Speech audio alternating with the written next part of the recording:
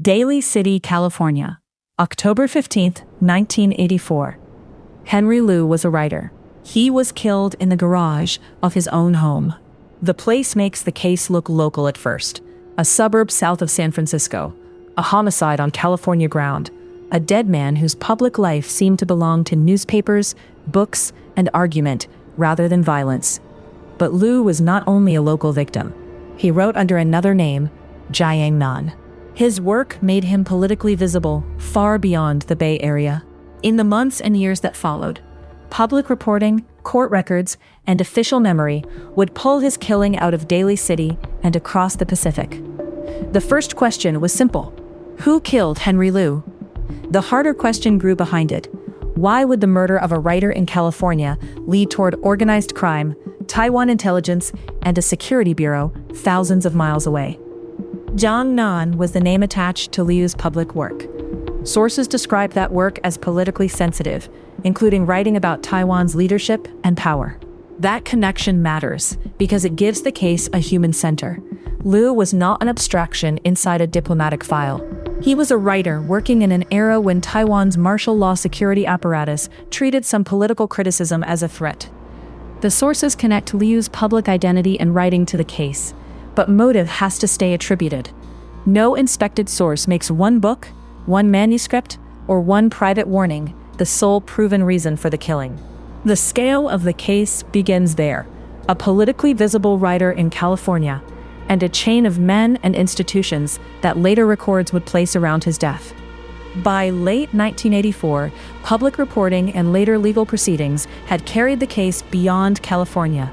Named suspects entered public view. Taiwan-linked associations appeared. The later public record separated three layers that had to be understood one at a time. Men tied to the physical killing, organizers, and organized crime intermediaries around them. That outward movement changes the pressure inside the case. Daly City remains the location of the murder. Liu remains the person at the center. But the public record begins to describe a killing whose consequences no longer fit inside one police jurisdiction. What began as an American homicide now carried names, affiliations, and official attention that pointed back toward Taiwan. The next question becomes more precise. Who were the men closest to the act itself, and how did their roles differ from the people accused of arranging or directing them? Legal records and contemporary reporting place Wu Tun and Tung Kwei-sen at the physical layer of the case. Their names matter, but their roles have to remain clear. Wu and Tung are tied to the killing itself and to later legal proceedings. That is different from organizing the operation. It is different from serving as an intelligence contact. It is different from directing a bureau. The distinction gives the case its first structure. A murder can be carried out by one set of men, arranged through another, and connected upward through still other relationships. If those layers collapse into a single label, the case becomes easier to tell and less accurate. At the physical level, Liu's death was local and immediate. At the next level, the record moves toward an organized crime figure whose position made distance possible. The next layer is Chen Chi-li, a bamboo union figure described in the locked record as an organizer or intermediary. Chen was not a military officer. He was not the head of an intelligence bureau. His significance comes from his position between the men closest to the killing and the intelligence-linked contacts that later records identify. That position is what makes the mechanism visible. Physical participants create distance from organizers. An organized crime intermediary creates distance from official personnel. Intelligence contacts create another layer before the bureau leadership appears. In this case, criminal intermediaries blurred the line between underworld violence and a state-linked operation. Henry Liu remains present inside that structure. The machinery is not interesting because it is elaborate. It is consequential because it formed around the killing of a politically visible writer on American soil. Above Chen, the Defense Intelligence Bureau enters the supported record. The record identifies named DIB contacts. Contemporary reporting described indictments involving intelligence officials. The appellate record recounts proceedings that reached Admiral Wong Hsi-ling, director of the Bureau. The latter is tempting because it appears to climb cleanly. Physical participants, Chen, DIB contacts, Wong. But each rung has a different legal and evidentiary status. A contact is not the same as a director. The Defense Intelligence Bureau under Wong can be described institutionally, but that does not prove another commander above him. Still, by the time Wong appears in the record, the case has moved far from a local homicide. The supported question has changed. A bureau director is not a rumor in the distance. He is a named official at the highest level the inspected record can safely carry.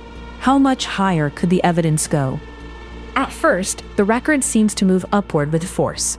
Wu and Tang at the physical level, Shen at the intermediary level, named DIB contacts above him, and Wong at the bureau level. Then the participant accounts become less stable. Chen's later reported appeal stage account qualified the language of his instructions, including a claim that he had been told to teach Liu a lesson.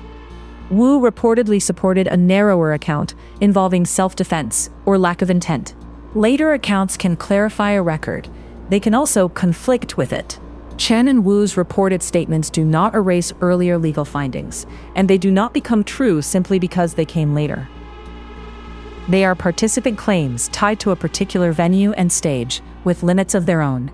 But they change the central pressure in the case. The DIB-linked mechanism remains visible.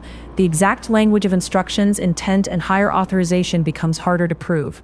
The question is no longer only whether a state-linked mechanism existed.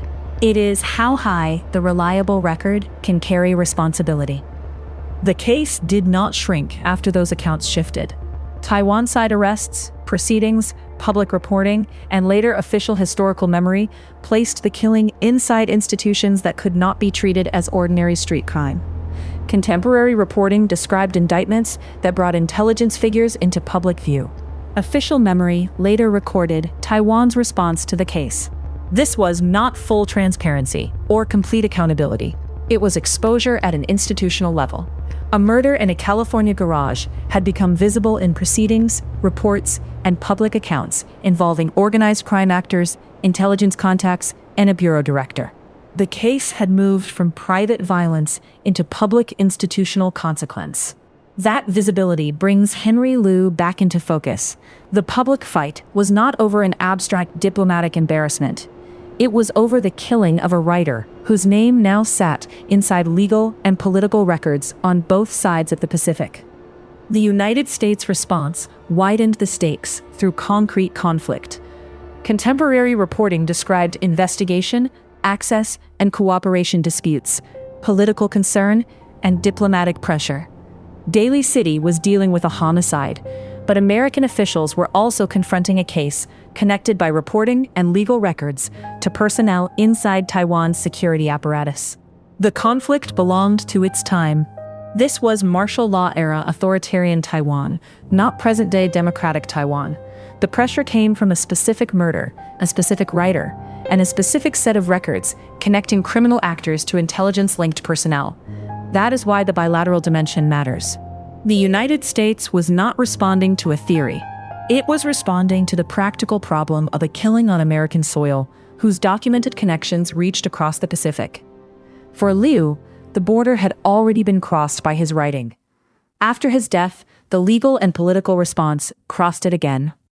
The public record establishes a layered mechanism. It reaches the physical participants, it reaches organized crime intermediaries. It reaches named Defense Intelligence Bureau contacts. It reaches Admiral Wong Hsi-ling, the bureau director. That is the supported institutional boundary. The Defense Intelligence Bureau under Wong can be named. The organized crime intermediary layer can be named. The connection between them can be described through court records, reporting, and official memory. The public record reaches Wong Hsi-ling and the Defense Intelligence Bureau. Claims of higher military or presidential authorization remain disputed or unsupported.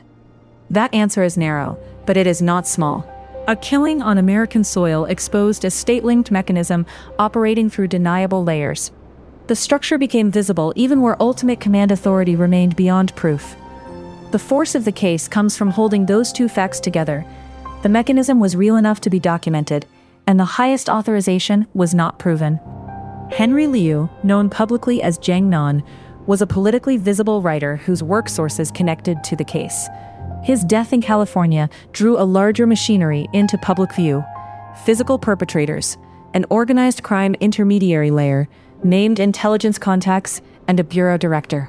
The final image is not a solved chain stretching into unsupported places.